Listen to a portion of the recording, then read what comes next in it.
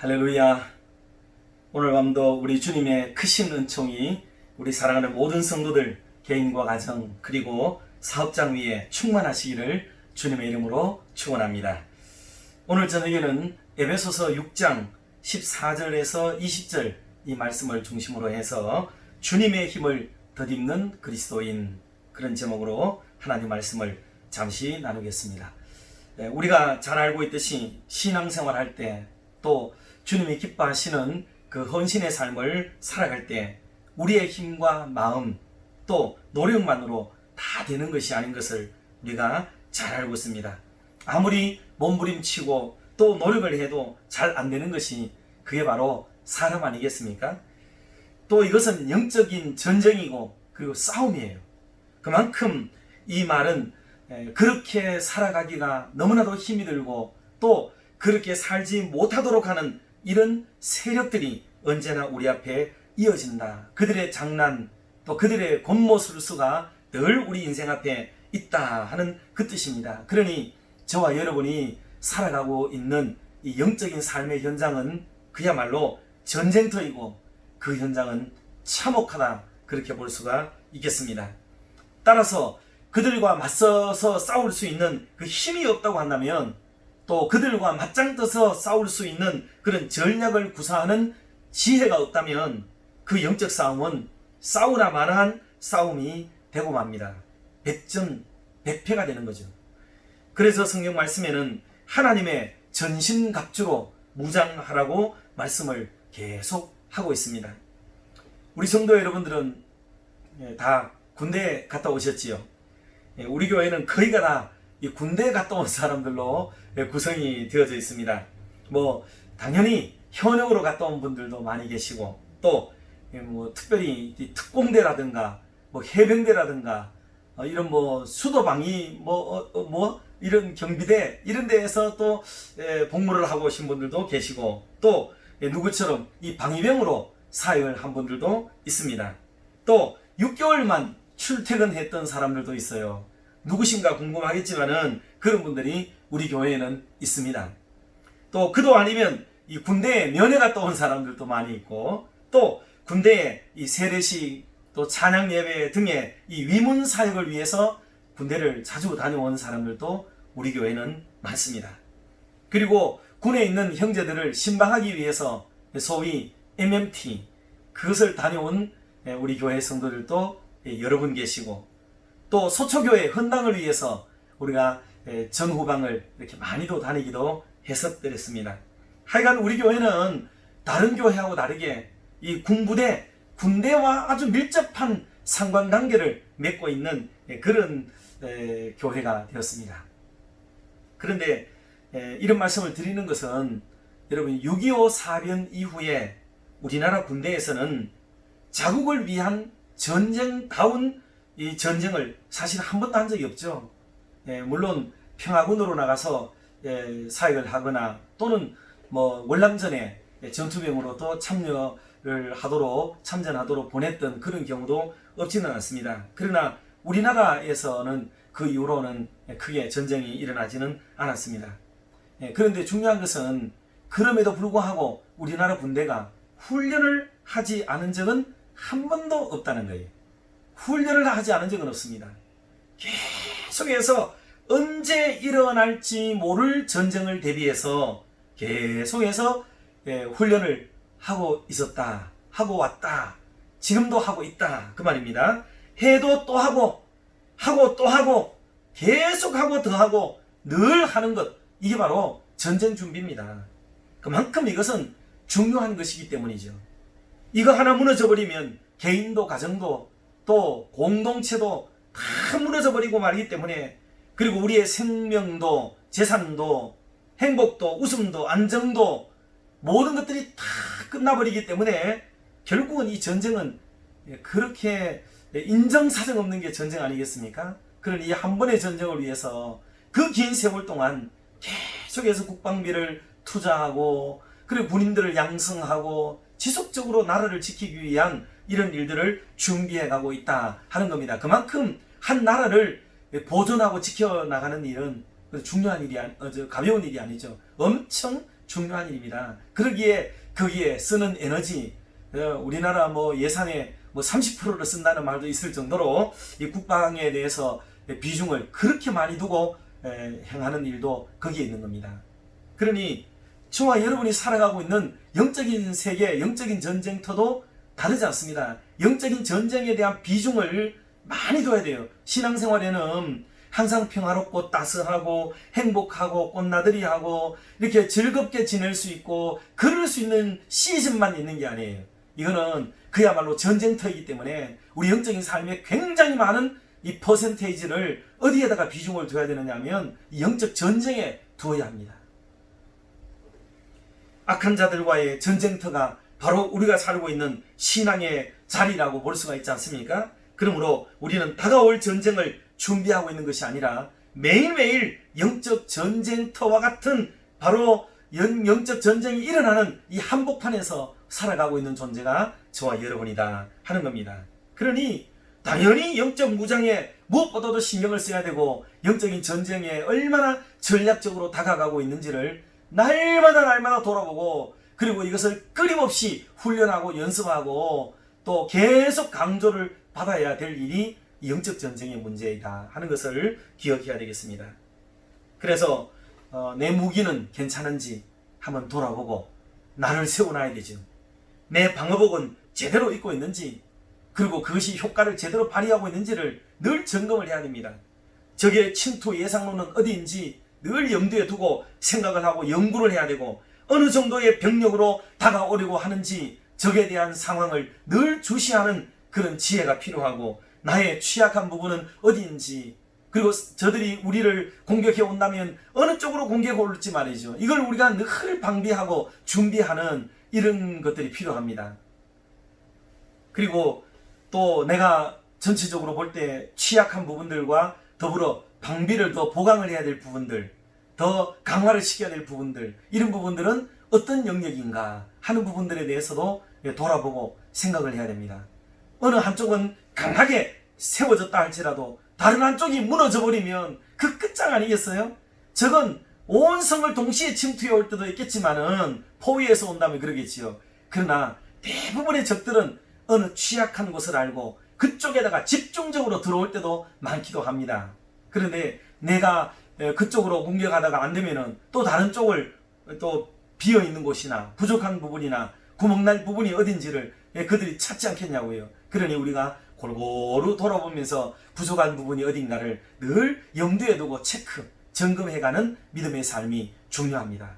다시 말해서 내 삶에 있어서 뭐 예배의 삶이 문제없다. 예배 잘 드리고 있으면은 정말 잘하는 일이에요. 그런데 또 하나님 앞에서 또 교육을 해야 될 영역에서는 어떠한지 돌아봐야 되지 않겠냐고요. 그리고 헌신의 영역과 봉사의 부분은 또 어떠한지 점검을 해 보아야 되겠고, 헌금하고 선교하고 이렇게 하나님 기뻐하실 많은 다양한 영역들이 있는데 어느 한 영역은 내가 잘할 수 있겠지요. 그런데 내가 좀 잘 안 되는 거 있잖아요.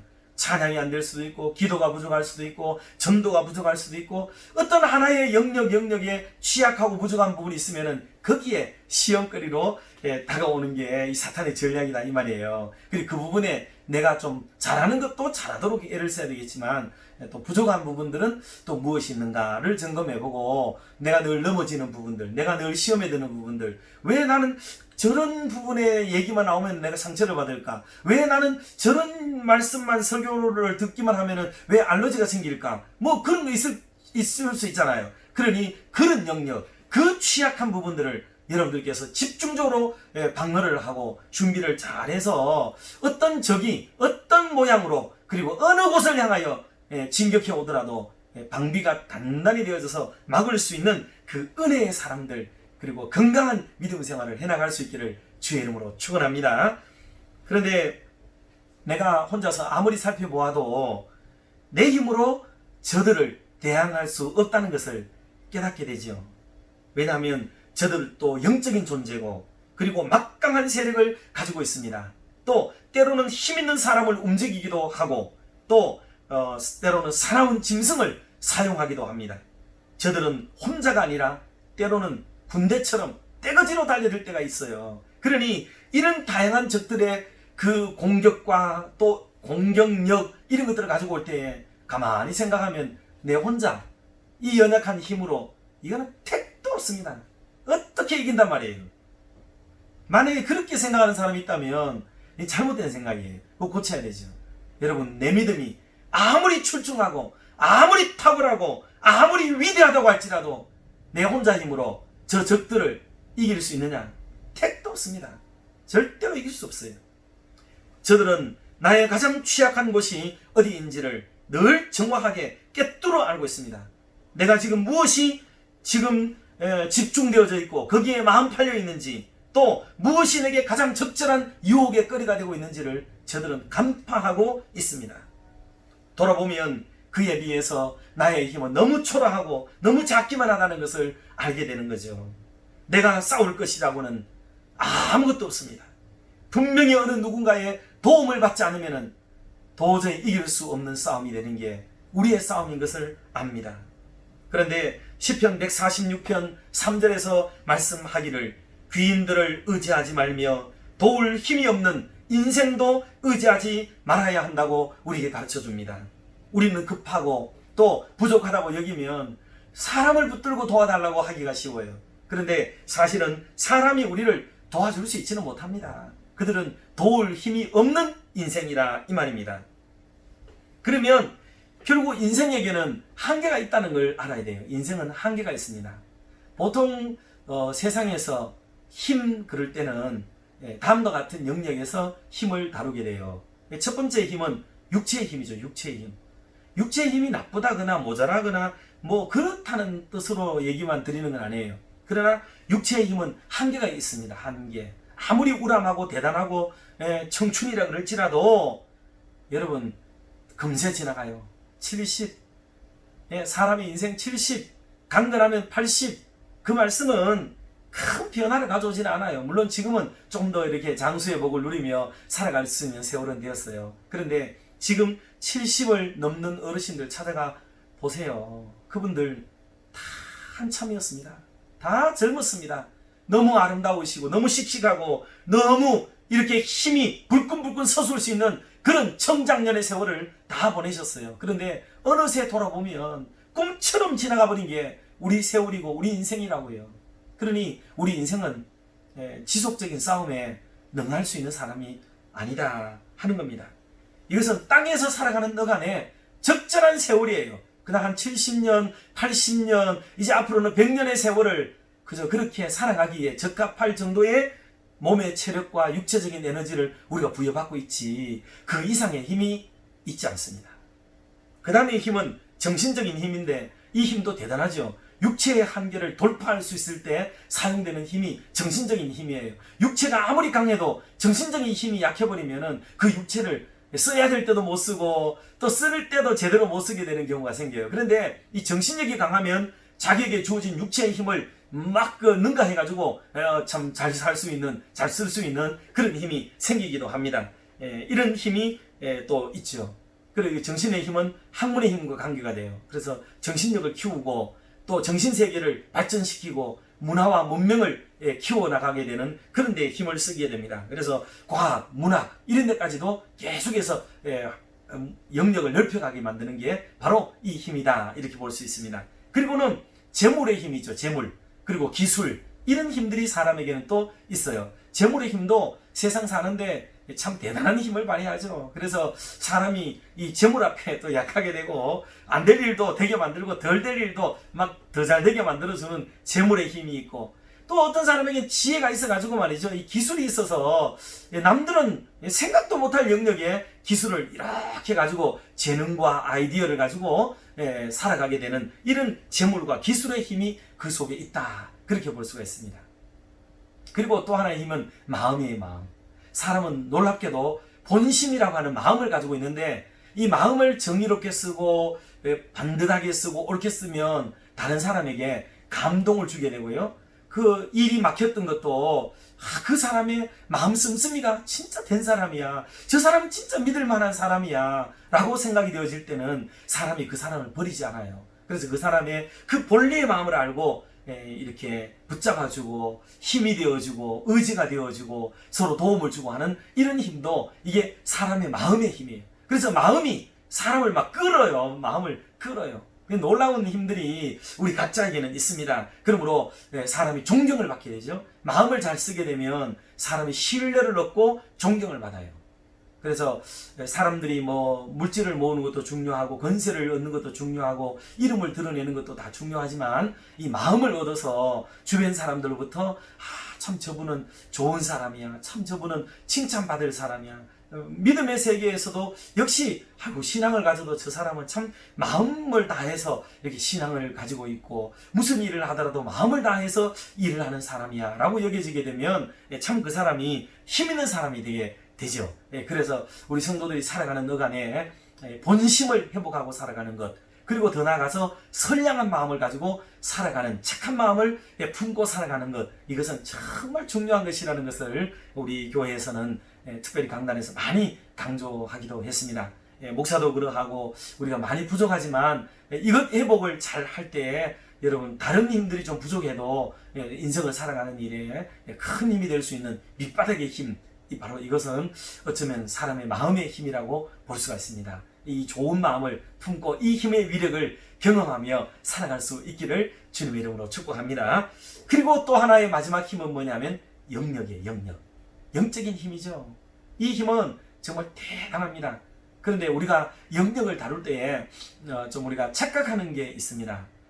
이것을 어떻게 이해하느냐 하면 영력을 내가 영적인 큰 에너지를 가지는 것, 옛날 만화 영화나 이런 데 나오는 공상과학 소설에 나오는 것처럼 내가 영적인 사람이 되면 내게 무슨 힘이 내려와가지고 내가 아주 초월적인 사람이 되는 것, 초인간적인 사람이 되는 것을 영력이라고 생각하는 경우에 분들이 더러더러 계세요. 근데 그 성경은 그런 사람을 말하는 게 아닙니다. 영적인 사람이라고 말하는 것은 매사에 자기의 힘이 연약한 줄 알고 하나님의 도우심을 기대하고 하나님께 의지하고 살아가는 사람을 영적인 사람이라고 말하는 거예요. 그러니 내가 힘이 있다고 생각하는 사람은 하나님을 덜 의지하겠죠, 아무래도. 그런데 나는 너무 부족해, 나는 너무 연약해, 나는 왜 쓸데없는 사람인지도 몰라, 나는 왜 이런 정도의 사람에 불과하지? 라고 여기는 사람일수록 그 사람의 영역이 강한 사람이 되는 거예요. 왜? 하나님의 도움을 받을 수 있는 절실한 마음이 생기게 되고 한 번을 기도하더라도 간절하게 기도하고 뜨겁게 기도하게 되고 그리고 하나님을 절실히 필요로 하는 사람이 되어지게 되는 거죠. 그러니 그 사람이 영역이 있는 사람이 되는 겁니다. 그런데 교만한 사람, 또 자기가 괜찮다고 생각하는 사람, 내가 그런 영적인 경험이 있다고 생각하는 사람, 절대로 영적인 사람이 아니에요. 그 사람은 영적인 사람일 수가 없어요. 이게 잘못된 거예요.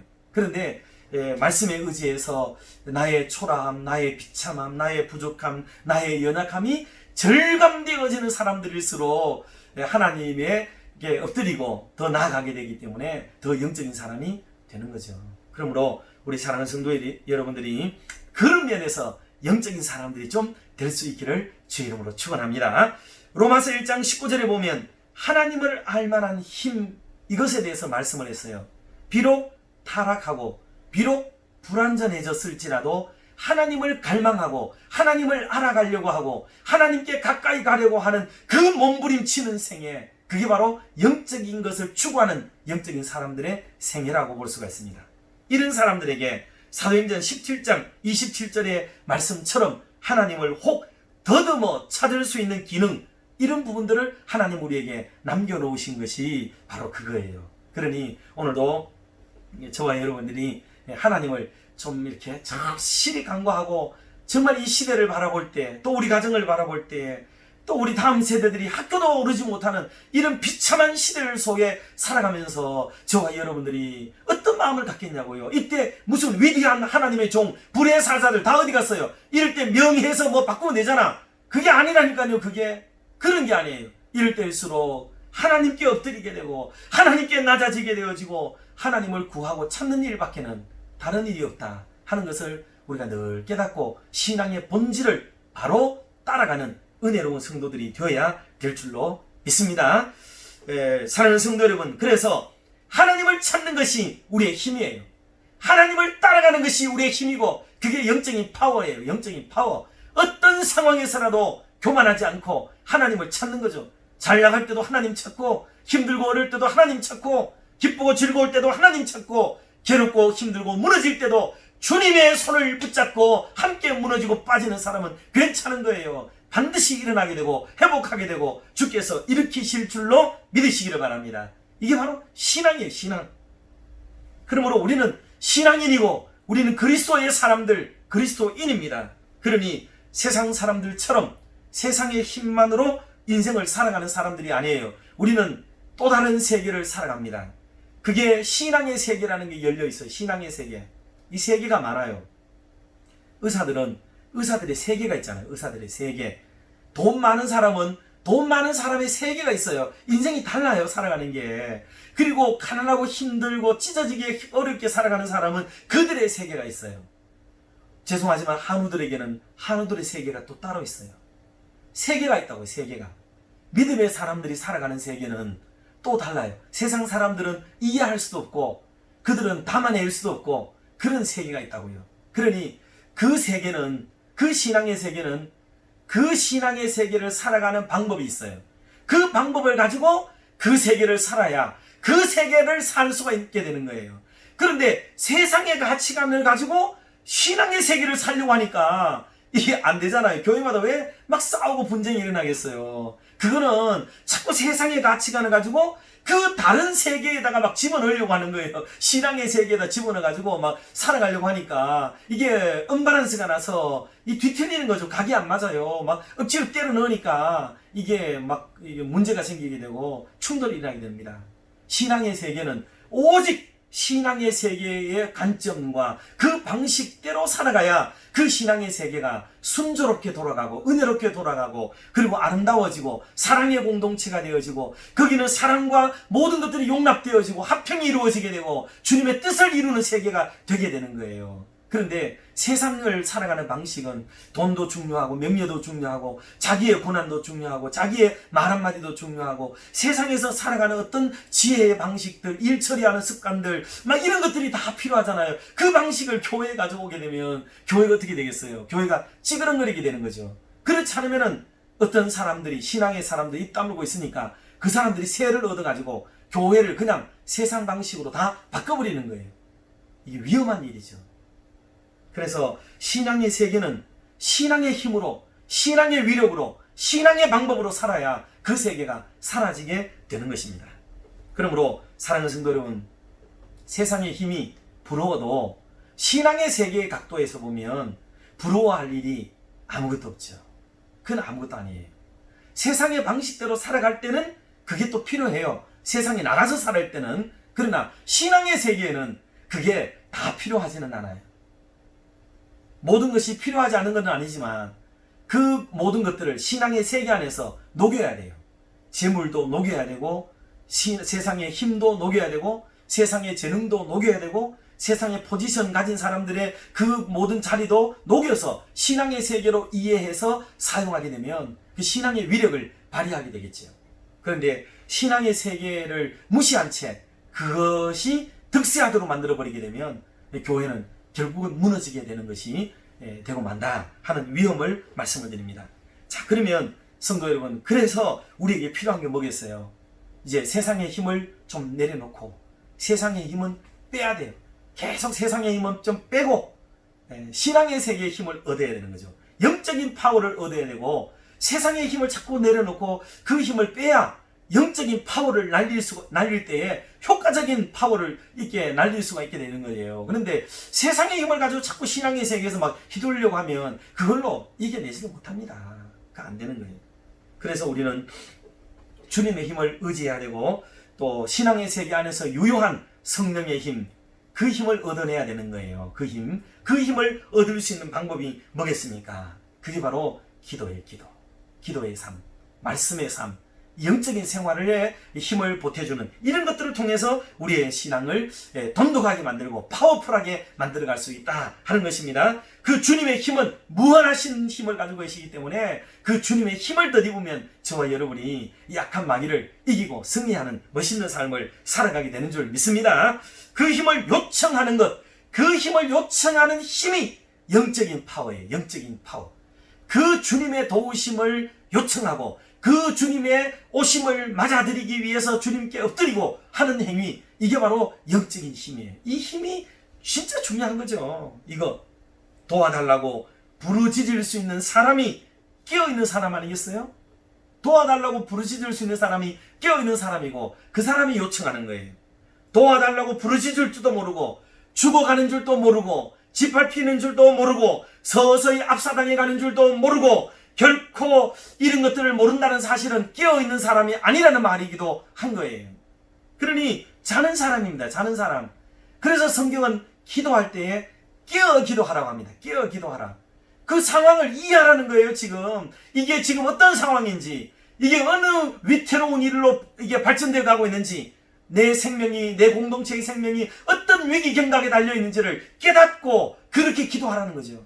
그걸 모르고 기도하는 것은 그건 그냥 습관적으로 하는 기도이고 자면서 하는 기도에 불과하다, 그 말입니다. 그러니 성도 여러분들, 깨어 기도하기를 주의 이름으로 축원합니다. 그래서 주님이 개입해 주시기를, 하나님께서 힘을 주시기를, 천사를 보내어 도와주시기를, 상황과 형편을 새롭게 하셔서 새로운 국면을 우리에게 허락해 주시기를 우리가 그렇게 기도해야 됩니다. 이게 바로 주님의 힘을 받는 방법이에요. 이 방법을 찾아야 되죠. 우리의 힘이 얼마나 대단하고 놀라운지는 새삼 말하지 않아도 또 우리는 잘 알고 있고, 더불어 그것은 초라하고 보잘것없다면 주님의 힘이 얼마나 위대하고 놀라운지는 또한 말하지 않아도 우리가 잘 알고 있습니다. 그래서 그 능력은 천하를 지으신 능력, 사람의 마음까지 깊은 감동을 주고 울림을 주시고 움직이시는 그 힘 아닙니까? 이 힘이 주님께 있습니다. 또 악한 자들조차도 떨며 두려워할 수밖에 없는 힘, 그 힘을 가지신 분이 주님이시고, 실제로 마지막 날에 심판주가 되셔서 거역하며 불신앙하던 모든 자들을 영원히 가두어 버릴 수 있는 그 위대한 힘과 능력을 가지고 계시는 분이 바로 저와 여러분들이 섬기는 우리 주님이신 줄 믿으시기를 바랍니다. 그런 주님이 내 편이 되시고 내가 그런 주님의 편이 되어서 살게 되어진다면 그 영적인 인생, 그 그리스도인들의 세계, 그 세계는 너무나도 아름답고 행복하게 된다는 사실입니다. 할렐루야! 이런 주님의 도우심을 힘입기 위해서 우리가 해야 될 일, 바로 그게 깨어 기도하라 하는 것입니다. 이 기도는 언젠가도 한번 말씀드린 적이 있습니다만, 이 기도는 지목하는 기도예요. 이 기도는 그냥 우리가 하나님의 힘을 덧입도록 또 기도해야 되겠습니다. 그것도 대단히 필요한 일이겠죠, 물론. 그런데 이때 하는 기도는요, 그냥 하나님의 힘을 빌어서 승전을 가져오는 거예요. 어떻게 설명하면 좋을까요? 예를 들어서 이제 육군이 싸우고 있어요. 저쪽하고 여기 싸우는데 저쪽이 막 엄청 많아요. 이쪽은 적어. 그래도 어떻게 쉽게 이길 수가 있겠습니까? 그때 무전병이 보통 무전을 해요. 공군에다가 무전을 하는 거죠. 그러면 공군이 막 날아가가지고 그 좌표를 주면은 거기다가 막 가서 폭탄을 한번 쫙 떨어뜨리고 돌아가요. 그러면 그네들은 막 진지가 박살이 나고 그 흩어지게 되고 엄청난 피해를 주죠. 그 다음에 육군이 확 들어가서 다 제압을 할 수 있는 이런 작전이 있을 수 있는 거죠. 그때 지원을 요청하는 거예요. 좌표를 주면서 어디에다가 떨어뜨려 줘 하는 게, 그게 바로 도움을 요청하는 거죠. 그때 그 전쟁은 승리를 가져오게 됩니다. 육군이라고 하더라도 또 포병이 뒤에 있을 수도 있죠. 포병. 공군이 아니더라도 포병이 저 뒤에서 큰 포를 갖다가 좌표를 주면은요, 이 육군들이 주는데 거기서 받아가지고 같은 육군일지라도 포병대가 뒤에서 막 팡팡 쏴주고 나면은 적이 교란되어지고 혼란되어지고, 그렇게 된 다음에 들어가서 승리하게 되는 거예요. 내가 육군이 돼가지고 포를 끌고 와가지고 거기서 막 포를 쏴가지고 이기는 방법도 할 수야 있겠지요. 그런데 그거는 전략적으로 맞지 않습니다. 우리가 비행기를 가서 몰고 와가지고 조정을 배워가지고 비행기를 가지고 와서 직접 내가 원하는 곳에 떨어뜨리면 그것도 효과적일 수 있겠지요. 그런데 그건 무모한 일이고 되지는 않습니다. 그게. 그러나 지원을 요청하는 거죠. 그런 것처럼 뭐 비근한 예는 될 수 없지만, 그런데 우리가 주님의 도우심을 힘입는다는 것은 그거예요. 내가 싸울 수 있는 강력한 무장을 하는 것도 중요하지만 하나님께서 그 판에 들어가지고 한 번만 저다가 더 나아주시면은 그냥 모든 일이 끝나게 될 줄로 믿습니다. 이게 바로 하나님의 도움과 지원을 요청하는 기도 중에 중요한 지목 기도예요. 이거는 누가 말하는 건 아니지만 저는 제 나름대로는 그 생각을 해요. 지목 기도. 이 말은 누가 사용하지 않는 것 같아요. 근데 하나님 저기입니다. 저곳에 주님의 은혜가 필요합니다. 하나님 저기에 주님 물질이 필요합니다. 저기에는 사람이 필요합니다. 저기에는 주님의 그 놀라운 은총이 필요합니다. 주님 저곳에는 용서가 필요합니다. 주님 저기에는 천사를 보내주셔야 되겠습니다. 하고 우리가 주님 앞에 지목을 하게 되면 하나님께서 그곳에 곧바로 지원하고 역사하셔서 일들이 일어나기 시작하는데 우리의 상황이 역전되어지고 반전되어지는 아름다운 은혜가 있게 될 줄로 믿습니다. 이 신앙을 우리가 가지게 되는 거죠. 이게 바로 주님의 도우심을 기대하는 아름다운 은혜가 되는 것입니다. 어린아이가 밖에 갔다가 찔찔 울면서 들어옵니다. 너 왜 그래, 너 왜 그래? 막 엄마가 그게 묻습니다. 엄마 제가 때렸어요. 쟤 때렸어요. 막 혼내주세요. 이렇게 얘기할 수 있죠. 물론 그 일의 경과를 따져봐야 되겠지만 어린아이 심정은 뭐예요? 엄마의 더 큰 힘이 필요한 거죠. 그럴 때 엄마가 가서 혼내지 않더라도 자식하고 막 이렇게 혼을 내고 거기서 흉내라도 내고 신용이라도 내면 어때요? 그 마음이 시원해질 때도 있는 것 경험하죠. 그리고 열심히 있는 엄마들은 진짜 손잡고 가기도 하잖아요. 손잡고 가가지고 애들 싸움이 막 어른 싸움 되도록 만들고 하는 이런 일도 실제로 많이 일어나기도 했었어요. 자, 어떻든지 이런 지원 요청, 이 지원 요청이 기도의 속성 중에 중요한 몫을 차지하고 있다 하는 것을 우리가 기억을 하시고 오늘 이후부터 우리가 기도 지원이 필요한 곳에다가 우리가 기도의 폭격을 더 놔주시기를 하나님 앞에 기도해서 정말 하나님으로부터 딸아 내니 안심하라 아들아 걱정하지 말고 염려하지 말라 하는 이런 부드럽고 자유로운 주님의 믿음직스러운 음성을 다 들을 수 있는 저와 여러분의 남은 생애가 되기를 주의 이름으로 축원합니다. 기도하겠습니다. 사랑 많으신 하나님 아버지, 저희들이 살고 있는 이 세상은 지금 참으로 힘이 들고 지쳐가는 세상이 되고 있습니다. 언제나 하나님을 대하는 세력들이 없었던 것은 아니나 시대의 마지막이 되어갈수록 저들의 행포가 날로 더해가고 있습니다. 그리하여 우리의 믿음의 사람들이 살아가기가 더 힘들어지고 특별히 주님의 뜻을 이루어드리며 살기가 더욱 힘겨워지고 있습니다. 하나님, 그러므로 우리 믿음의 사람들에게 힘을 주시고 용기를 주시고 지혜를 더하여 주셔서 이기는 삶을 살게 하여 주시옵소서. 무엇보다 이 나라가 참으로 위태로운 길을 걸어가고 있습니다. 곳곳에서 나라를 걱정하며 애타는 심정으로 부르짖어 기도하고 있사오니 주님 들으시고 응답하여 주시옵소서. 그리하여 이 나라가 어떻게 세워진 나라이며 이 나라가 장차 주님의 나라를 위하여 어떻게 사용되어져야 할 나라인지를 우리로 깨닫게 하셔서 이 나라를 잘 지켜가도록 하나님 도와주시옵소서. 하나님, 우리 교단의 105회 총회가 곧 다가옵니다. 우리 교단이 순수 복음을 지키는 교단이 되게 하시고 또 사람의 뜻을 위하는 교회가 아니라 주님의 뜻에 민감한 교단이 되도록 인도하여 주시옵소서. 모든 성도들이 쳐다보며 기대하고 있사오니 시대를 향하여 외치는 힘차게 외치는 그런 사도들이 일어나도록 도와주시옵소서. 그리하여 시대를 밝히는 등불이 되도록 하나님 역사하여 주시옵소서.